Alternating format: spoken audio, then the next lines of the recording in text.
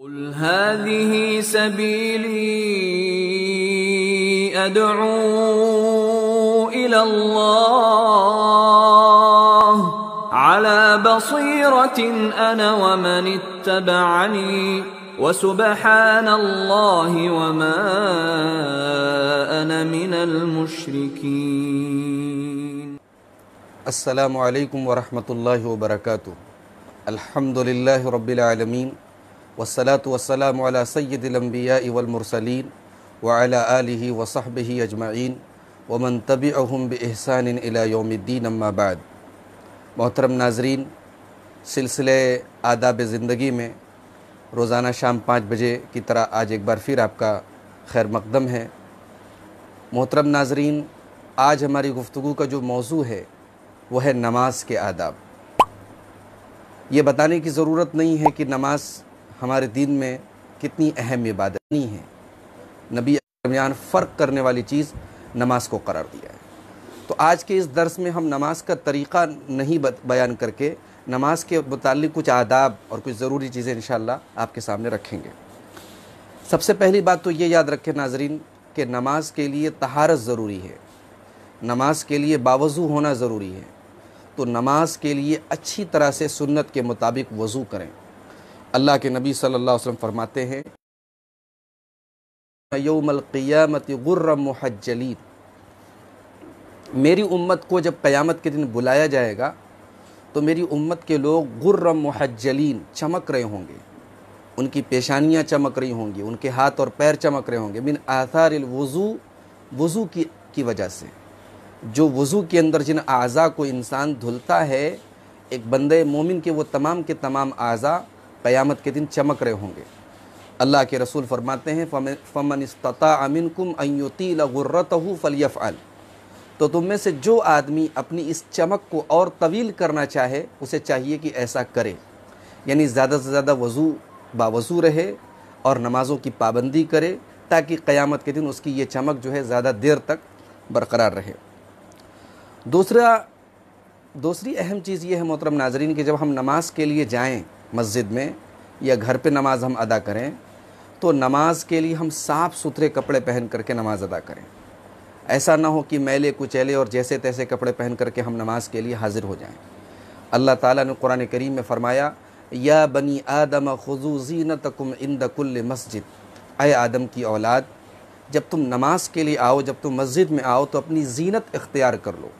اب زینت میں انسان کا پاک ہونا بھی شامل ہے اور زینت میں انسان کا جو لباس ہے وہ شرعی طریقے کے مطابق ہونا چاہیے، مہذب ہونا چاہیے. ایسا نہیں کہ پھٹا پرانا میلا کچیلا پہن کر کے آدمی نماز کے لیے حاضر ہو. نماز اپنے وقت پر پڑھیں، بغیر کسی شدید عذر کے، بغیر کسی مجبوری کے نماز کو وقت سے تاخیر کر کے پڑھنا جائز نہیں ہے. اللہ تعالیٰ نے قرآن کریم میں فرمایا ان الصلاۃ کانت علی المؤمنین کتابا، بے شک نماز اہل ایمان پر اپنے وقت پر فرض ہے.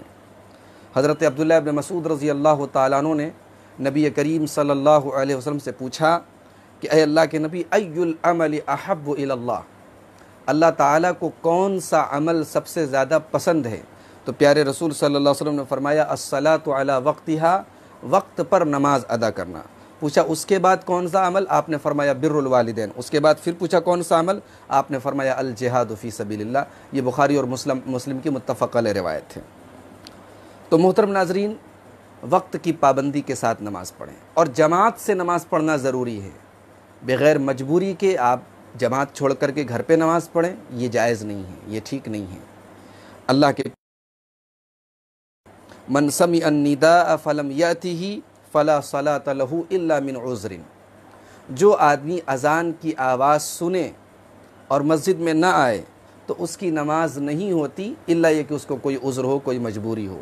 جیسے آج کل موجودہ وقت میں ہمارے سامنے ایک عذر ہے، کرونا وائرس کی وجہ سے ہم مسجدوں میں نہیں جا پا رہے ہیں، ہم گھروں میں نماز پڑھیں، لیکن گھروں میں بھی جماعت کا اہتمام کریں.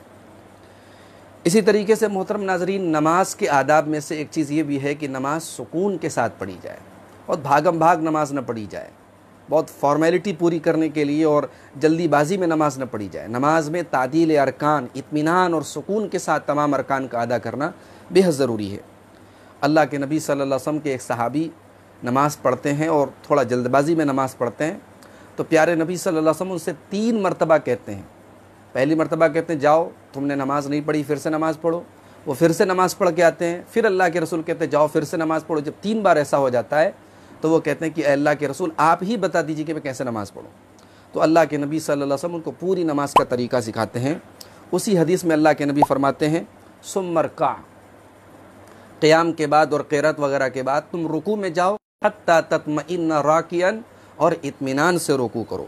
ثم ارفع، پھر رکوع سے کھڑے ہو جاؤ، حتی تعتدل قائما، یہاں تک کہ اطمینان سے کھڑے ہو جاؤ.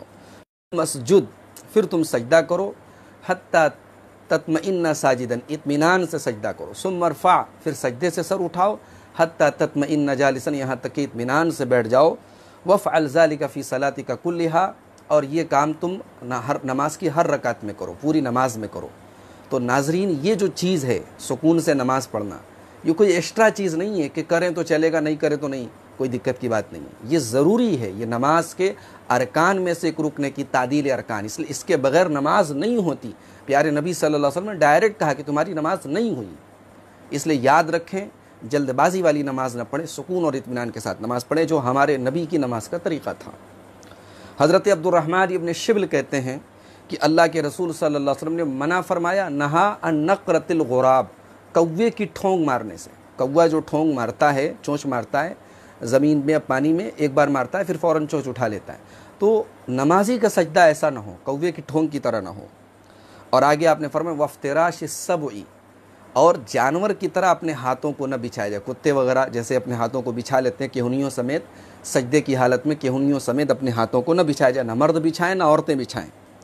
وَأَن يُوَطِّنَ الرَّجُلُ الْمَكَانَ فِي الْمَسْجِدِ كَمَا يُوَطِّنُ الْبَعِيرُ. اور تیسری چیز جس سے آپ نے منع فرمایا کہ انسان مسجد میں اپنی کوئی جگہ خاص کر لے، جیسے اونٹ اپنے بیٹھنے کی جگہ خاص کر لیتا ہے. مسجد میں آدمی جب جائے، جہاں وقت ملے، جہاں جگہ ملے نماز پڑھ لے، جگہ اپنے لیے مخصوص نہ کرے. یہ ابو داؤد کی صحیح روایت ہے. مسند احمد کی ایک روایت میں اللہ کے نبی صلی اللہ علیہ وسلم نے فرمایا ان اسوأ الناس سرقۃ الذی یسرق فی صلاتہ. سب سے بڑا چور وہ ہے، سب سے برا چور وہ ہے جو نماز میں چوری کرتا ہے. نماز میں چوری کا کیا مطلب ہے؟ صحابہ نے پوچھا تو اللہ کے نبی نے فرمایا کہ الذی لا یتم رکوعہ ولا سجودہ، جو رکوع اور سجدہ برابر نہیں کرتا. نماز کے آداب میں سے ایک چیز یہ بھی ہے کہ نماز میں ہم خشوع اور خضوع اختیار کریں. نماز میں ہمارا جو ہے ہماری پوری توجہ نماز کی طرف ہو، ہم کنسنٹریٹ کر کے نماز پڑھیں. ایسا نہ ہو کہ ہم تو نماز پڑھ رہے ہیں لیکن ذہن کہیں اور ہے، دماغ کہیں اور ہے، کاروبار میں ہے، فیملی میں ہے، گھر میں نہیں. نماز پوری طریقے سے کنسنٹریٹ کر کے نماز پڑھیے. اللہ کے رسول صلی اللہ علیہ وسلم نے نماز کو بہتر طریقے سے ادا کرنے کا یا احسان کا ایک طریقہ بتایا، ان تعبد اللہ کأنک ترا. احسان یہ ہے اللہ تعالیٰ کی عبادت بہتر طریقے سے ادا کرنے کا طریقہ یہ ہے کہ تم اس طریقے سے عبادت کرو کہ گویا تم اللہ کو دیکھ رہے ہو. فَإِن لَمْ تَكُنْ تَرَى، اگر تم اللہ کو نہیں دیکھ رہے ہو فَإِنَّهُ يَرَاكَ، تو کم سے کم یہ تصور ہو کہ اللہ مجھے دیکھ رہا ہے. سجدے میں خوب دعائیں کیجیے. نماز میں جو سجدہ ہوتا ہے، یہ سجدہ جو ہے یہ وہ کیفیت ہے جس میں اللہ بندہ اپنے رب کے سب سے زیادہ قریب ہوتا ہے. اللہ کے رسول صلی اللہ علیہ وسلم فرماتے ہیں اقرب ما یکون العبد من ربہ وہو ساجد. مسلم شریف کی روایت ہے، آپ نے فرمایا کہ بندہ اپنے رب سے سب سے زیادہ قریب سجدے میں ہوتا ہے. فاکثر الدعاء، لہٰذا تم سجدے میں کثرت سے دعا کرو. غفلت اور لاپرواہی سے نماز پڑھنا یہ منافق کی علامت ہے. نماز کا وقت ہو گیا، بیٹھے ہوئے ہیں، بالکل لیٹ میں مسجد جا رہے ہیں، لیٹ میں نماز ادا کر رہے ہیں، بغیر من کے نماز ادا کر، یہ منافقوں کی علامت ہے. وَإِذَا قَامُوا إِلَى الصَّلَاةِ قَامُوا كُسَالَىٰ يُرَاءُونَ النَّاسَ وَلَا يَذْكُرُونَ اللَّهَ إِلَّا قَلِيلًا. اللہ نے سورہ نساء کے اندر فرمایا کہ یہ منافقوں کی علامت ہے کہ جب وہ نماز کے لیے کھڑے ہوتے ہیں تو سستی اور کاہلی کے ساتھ کھڑے ہوتے ہیں اور بہت مشکل سے نماز پڑھتے ہیں، اللہ کو بہت کم یاد کرتے ہیں. تو یہ منافق کی علامت ہے، یاد رکھیے. مسلمان کو یہ چیزیں زیب نہیں دیتی. نماز کے باہر بھی نماز کا حق ادا کیجیے. آپ نمازی ہیں تو معاشرے میں آپ کی ایک امیج ہے کہ آپ نماز کی پابندی کرتے ہیں. تو برائیوں سے بچنا، یہ آپ کی ذمہ داری ہے. آپ کی نماز بھی آپ کو برائی سے روکے گی اور آپ کو خود اپنے آپ کو برائی سے روکنا پڑے. اللہ تعالیٰ نے قرآن کریم میں فرمایا ان الصلاۃ کانت علی المؤمنین کتابا موقوتا، معاف کیجیے، ان الصلاۃ تنہا عن الفحشاء والمنکر، بے شک نماز برائی اور بے حیائی سے روکتی ہے. تو نماز تو ہمیں روکتی ہے، لیکن ہم نہ روکیں، ہم نماز کی پابندی بھی کریں اور غلط کام بھی کریں، اس کا مطلب کہ نماز کا ہمارے اوپر کوئی اثر نہیں ہو رہا ہے. نماز میں جو قرآن پڑھیں، جو دعائیں پڑھیں، ٹھہر ٹھہر کر کے پڑھیں. جلد بازی میں، جیسے ہمارے یہاں تراویح کی نماز میں بہت ساری جگہوں پہ ہوتا ہے، بہت فاسٹ راجدھانی کی اسپیڈ میں لوگ تراویح کی نماز میں قرآن پڑھتے ہیں. غلط ہے یہ. قرآن کا مذاق ہے، نماز کا مذاق ہے. ایسا ہرگز نہ کریں.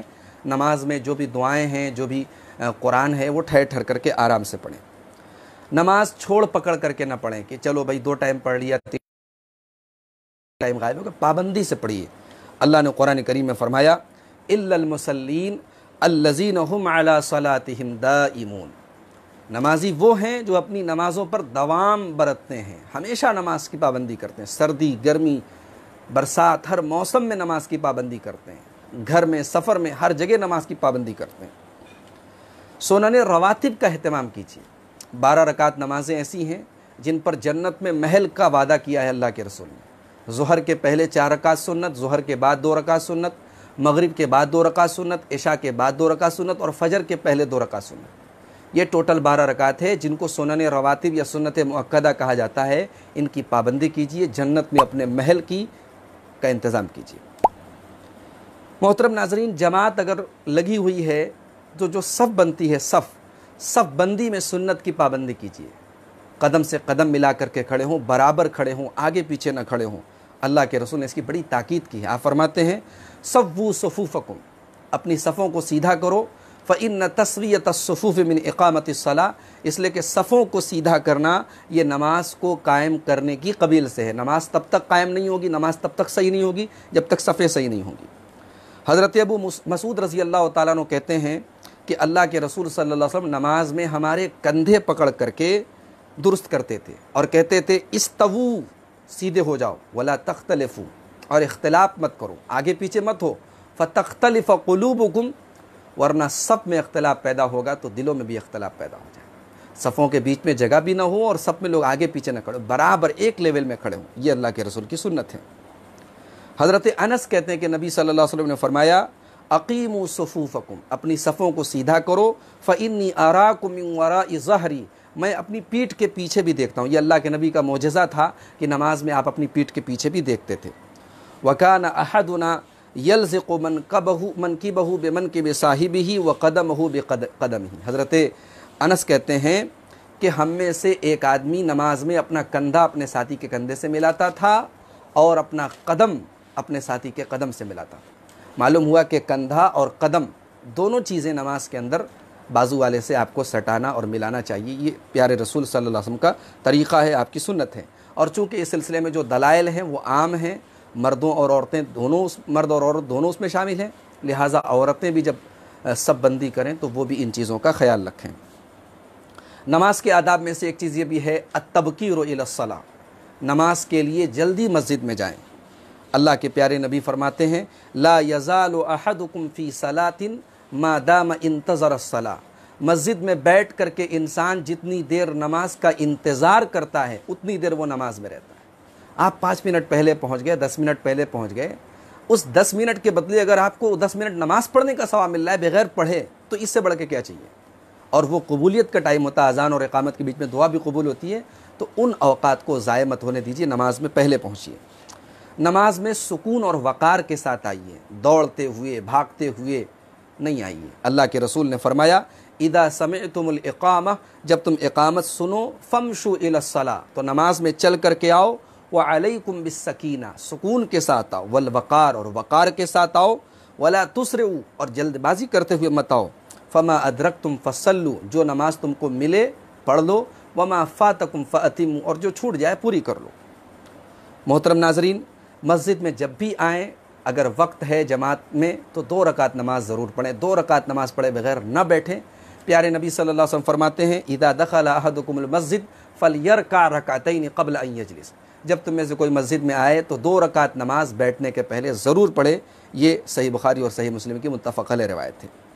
اور آخری چیز یہ عرض کرنی ہے نماز کے آداب میں سے کہ نماز پیارے نبی صلی اللہ علیہ وسلم کے طریقے پر پڑھیں. باپ دادا کا طریقہ، بزرگوں کا طریقہ کرتے چلے آئے ہیں، یہ نہیں چلے گا میرے بھائی. اللہ کے یہاں یہ نہیں چلے گا، اللہ کے یہاں نبی کا طریقہ چلے گا. پیارے نبی صلی اللہ علیہ وسلم نے فرمایا صلو کما رأیتمونی اصلی، نماز ویسے پڑھو جیسے مجھے پڑھتے ہوئے دیکھتے ہو. نماز کا جو مسنون طریقہ ہے، آپ کتابیں خرید سکتے ہیں، مارکیٹ سے لے سکتے ہیں، جن میں پیارے رسول صلی اللہ علیہ وسلم کی نماز کا مفصل طریقہ بیان کیا گیا ہے. اس میں سے ایک اہم کتاب نماز نبوی ہے ڈاکٹر شفیق الرحمان حفظہ اللہ کی، بہت مفید کتاب ہے، مفصل کتاب ہے، دلائل کے ساتھ ہے. اس کتاب کو آپ اس کا مطالعہ کر سکتے ہیں. انٹرنیٹ پر میرا ایک لیکچر ہے نماز کے پورے مکمل طریقے پر، دلائل کی روشنی میں نے نماز کا طریقہ بیان کیا ہے. اس لیکچر سے بھی آپ فائدہ اٹھا سکتے ہیں. شیخ ابو زید ضمیر صاحب کا بھی ایک مفصل خطاب ہے نماز کے پورے طریقے پر، اس سے بھی آپ استفادہ کر سکتے ہیں. اللہ تعالیٰ سے دعا ہے رب العالمین ہمیں اپنے نبی صلی اللہ علیہ وسلم کی سنت کے مطابق نماز ادا کرنے کی توفیق عطا فرمائے، نماز کا پابند بنائے، نماز میں خشوع اور خضوع پیدا کرنے کی ہم سب کو توفیق عطا فرمائے. ہماری نمازوں میں جو کوتاہیاں ہیں اللہ تعالیٰ اپنے فضل و کرم سے ان کو درگزر کر دے، معاف کر دے. رحمتوں اور برکتوں والے مہینے میں ہم سب کو 5 وقتہ نمازوں کے ساتھ قیام اللیل یعنی تراویح کی نماز کی بھی پابندی اور اس کا اہتمام کرنے کی توفیق عطا فرمائے. آمین. وآخر دعوانا ان الحمد للہ رب العالمین. والسلام علیکم ورحمۃ اللہ وبرکاتہ.